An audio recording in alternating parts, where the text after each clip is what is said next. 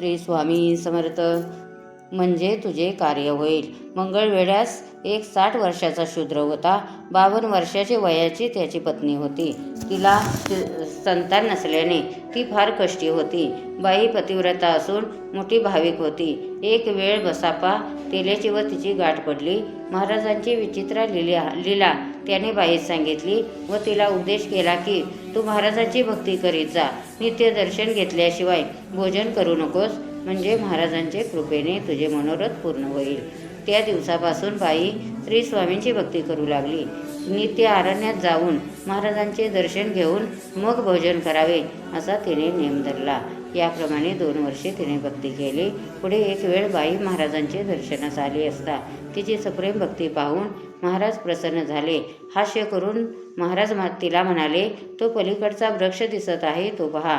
त्याचा डिंक काढून साखरेत मिसळून खा, म्हणजे तुझे कार्य होईल. बाई वृक्षाजवळ गेली.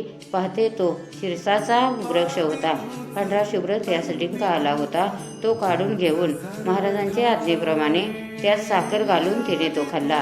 दयाघनाचे कृपे करून बाई गर्भवती झाली व तीच पुढे सुलक्षणी पुत्र झाला.